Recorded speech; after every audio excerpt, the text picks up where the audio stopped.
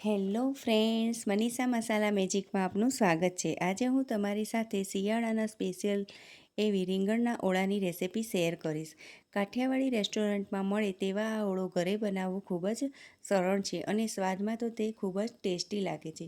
તો ચાલો અહીં આપણે રીંગણના ઓળા બનાવવાનું શરૂ કરીએ. સૌપ્રથમ અહીં રીંગણના ઓળા માટે આવા મોટા રીંગણ લેશું, જે 600 ગ્રામ છે.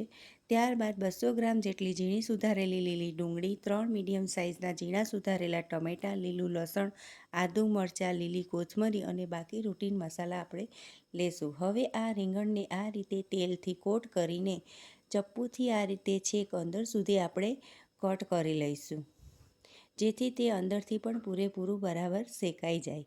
ત્યારબાદ ગેસ ઓન કરીને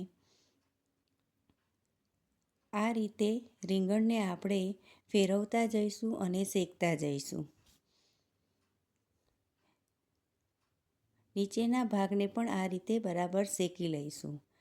આ રીતનું આપણું રીંગણ શેકેલું હોવું જોઈએ. આ રીતે આપણે બધા જ રીંગણ શેકી લઈશું.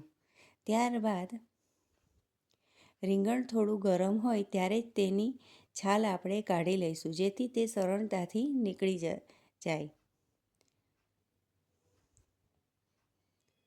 આ રીતે બધી છાલ નીકળેલી હોવી જોઈએ. ત્યારબાદ ચપ્પુથી ઉપરના ભાગને આપણે કટ કરી લઈશું અને શેકેલા રીંગણને આ રીતે બરાબર મેશ કરી લઈશું. બધા રીંગણની છાલ કાઢી અને આ રીતે આપણે બધા જ રીંગણને મેશ કરી લઈશું.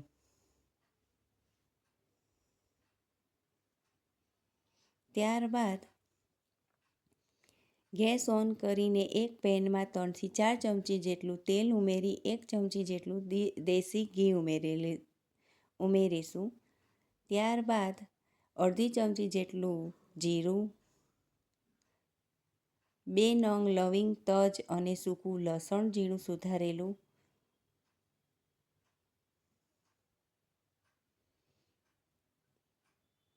ઉમેરીને તેમાં ઝીણી સુધારેલી લીલી ડુંગળી ઉમેરી લઈશું અને બધું બરાબર મિક્સ કરી લઈશું.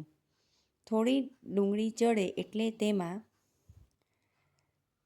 ઝીણા સુધારેલા 3 નંગ ટમેટાં તેમાં ઉમેરી લઈશું ને બધું બરાબર મિક્સ કરી લઈશું.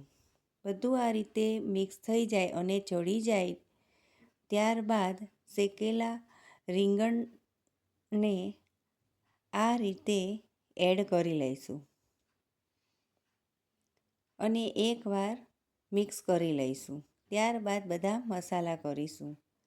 1 ચમચી જેટલું લાલ મરચું પાવડર, 1 ચમચી જેટલું ધાણા જીરું પાવડર, અડધી ચમચી જેટલું હળદર, સ્વાદ અનુસાર મીઠું, 1 ચમચી જેટલી આદુ મરચાંની પેસ્ટ, થોડું લીલું લસણ ઝીણું સુધારેલું, થોડી કોથમરી અને અડધી ચમચીથી પણ ઓછું ગરમ મસાલો ઉમેરીને બધું બરાબર આ રીતે મિક્સ કરી લઈશું ને ગેસ બંધ કરી દઈશું અને તેના ઉપર થોડી કોથમરી સ્પ્રિંકલ કરી લઈશું.